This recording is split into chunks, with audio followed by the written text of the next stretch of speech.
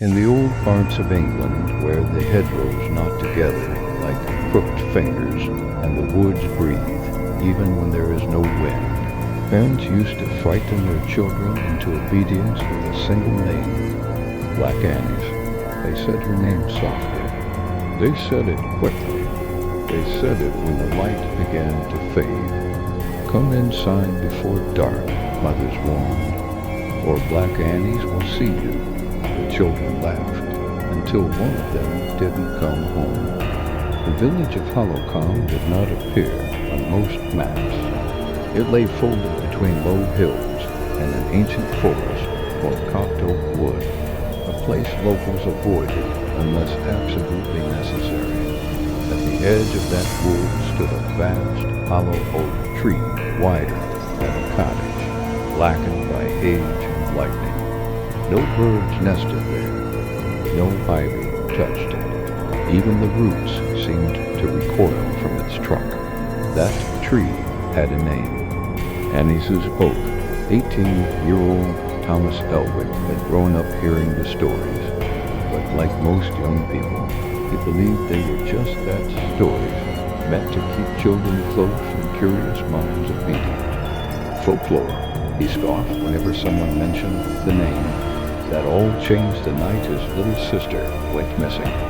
It happened in early autumn, when the air smelled of damp leaves and smoke. Thomas's sister Elsie was only 7 small, quick, forever chasing frogs near the stream that trickled behind their home. She won't go far, Thomas told himself when Elsie failed to return before dusk. But dusk thickened into something more sinister. The sun dipped below the hills. The woods darkened, their edges bleeding into the fields. By the time the village bell rang for nightfall, a quiet panic had spread from cottage to cottage like a creeping sickness.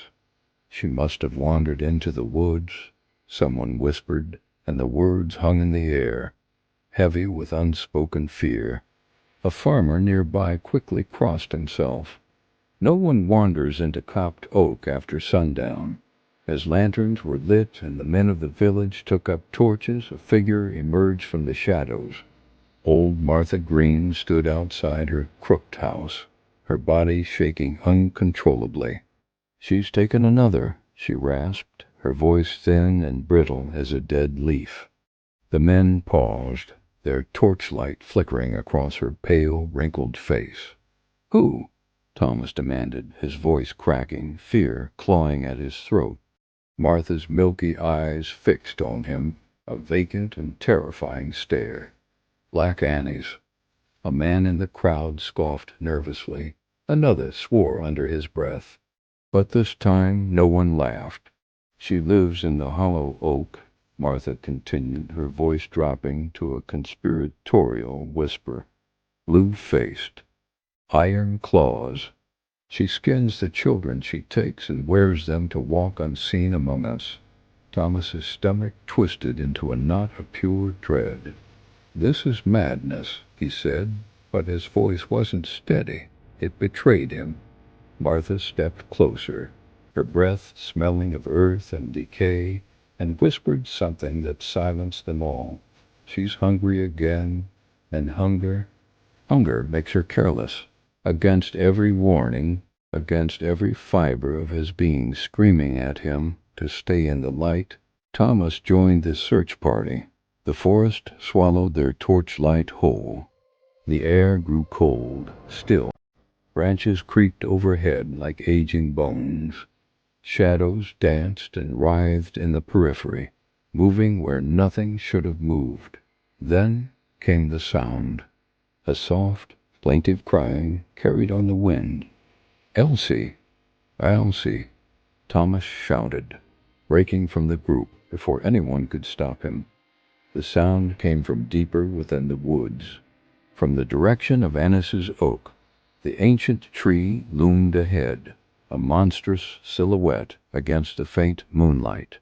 It was enormous and rotten, its trunk split open like a gaping wound in the earth. The air around it stank not of simple rot, but of something older, something deeply wrong, animal, human. Thomas? A small voice, weak and trembling, drifted from inside the hollow. It was Elsie's voice. Thomas's heart hammered against his ribs, a frantic drumbeat in the silent woods. "Elsie, I'm here. I'm coming." Then she stepped out. She looked like Elsie. She wore the same simple dress, now torn and dirtied. She had the same dark hair, tangled with leaves and twigs. But her skin, it hung wrong, loose and ill-fitting. Her eyes didn't blink. They stared, wide and vacant. And her face was blue, a pale, ghastly shade, stretched thin beneath a mask of borrowed flesh. The thing smiled, a grotesque motion that split Elsie's skin at the seams of her mouth. Thomas froze, his blood turning to ice.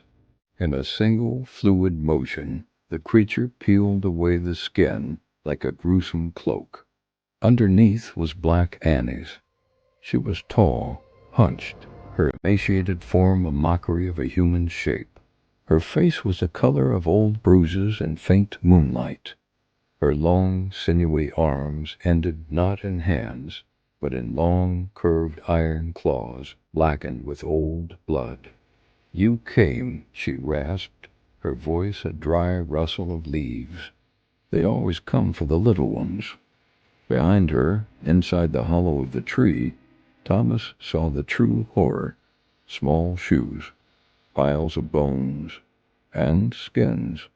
Skins of children nailed to the wood like ghastly trophies. "No," he whispered, his mind refusing to accept what he was seeing. "She screamed beautifully," Annie said, her blue face twisting into a hideous grin. "Would you like to hear it again?" Thomas ran. He ran without thinking, without breathing, pure animal terror propelling him forward. Branches lashed at his face like whips. Unseen roots grabbed at his feet, trying to pull him down into the dark soil.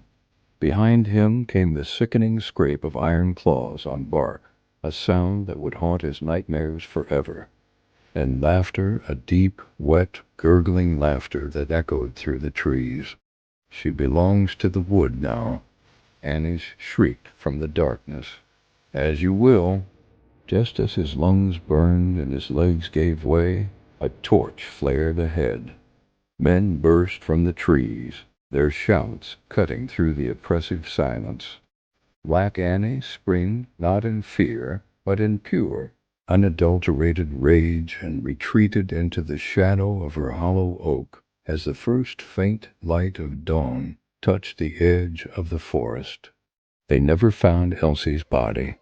The villagers burned ANNISA's oak to the ground. They salted the earth where it stood and bound the charred remains in iron chains. Old Martha Green died the following winter, whispering warnings with her final breath. Thomas left Hollow Calm the next spring, unable to bear the memories, unable to look at the woods that had stolen his sister. But the woods remained. And sometimes on fog-heavy nights when the moon is hidden, children in the nearby villages still go missing. They say the oak, despite being burned and chained, still hollows itself out, waiting. They say a blue-faced woman still walks at dusk, wrapped in the borrowed skin of a lost child. And they say if you hear a child crying alone in the woods, don't answer, don't go looking, because Black Annie's never takes the children who obey. Thanks for watching. If you enjoy diving into the dark corners of folklore, don't forget to like and subscribe for more stories. Stay safe out there.